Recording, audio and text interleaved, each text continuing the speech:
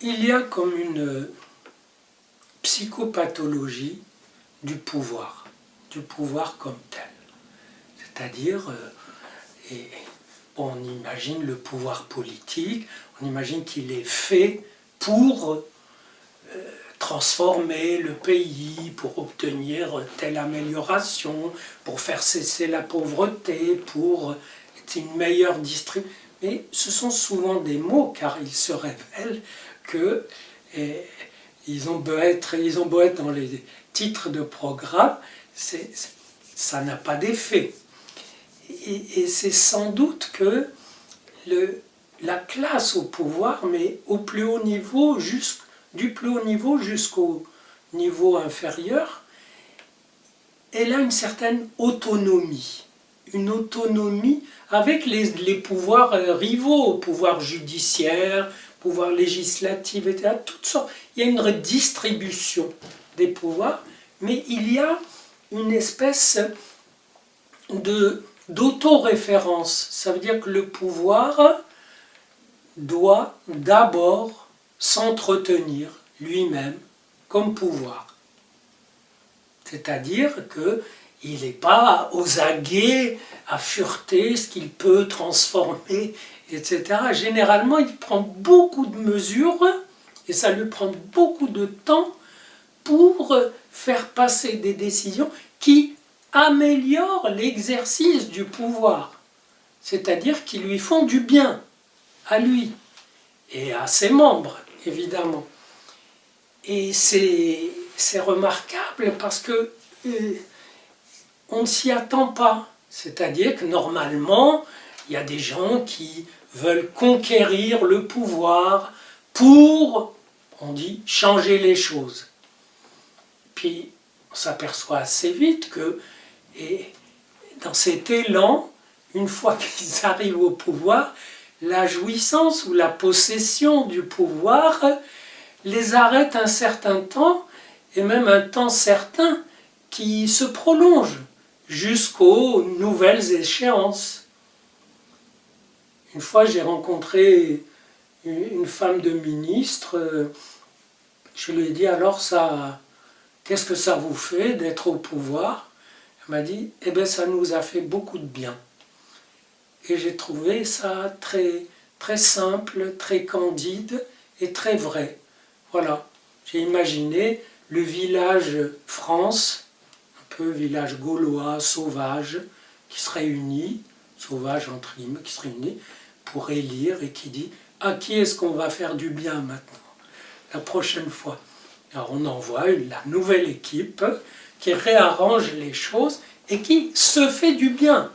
C'est-à-dire qui d'abord se conforte et ensuite, évidemment, si elle a des occasions de faire des petites améliorations qui lui seront comptées pour rappeler qu'elle est là pour changer les choses. Des gens faisaient le bilan du quinquennat Hollande et parmi les petites améliorations, mais il n'y en a pas beaucoup, il y a cette loi sur les homosexuels on ne sait même pas si elle a arrangé ceux pour qui elle a été faite, elle a beaucoup dérangé ceux qui ont vu disparaître le mot père et mère du texte de loi, remplacé par parents, mais enfin, c'est un acte. Voilà, c'est un acte pour les autres. On ne va pas penser que tout le pouvoir est composé d'homosexuels. Donc, c'est un acte pour les autres. Mais sinon, la plupart des mesures pour, en général, elles sont annoncées juste avant les échéances, où on donne carrément un cadeau, comme autrefois à Rome, on payait les citoyens sur le forum pour qu'ils votent comme il faut, pour qu'on puisse leur dire « bon, écoutez, ne soyez pas ingrats ». Donc il y a une autonomie du pouvoir et ça lui donne forcément des pathologies, des choses qui vont pas bien. C'est-à-dire, vous savez, en jargon un peu psy, ça s'appelle autoréférence narcissique. Ça veut dire que l'altérité est toujours regardé comme un danger, comme une menace. Parce que l'altérité, c'est quoi? L'autre, etc. Non, l'autre qui peut devenir un client, d'accord, on peut s'en occuper, mais c'est l'autre qui peut altérer le système et dire, bon, il y a quelque chose qui ne va pas.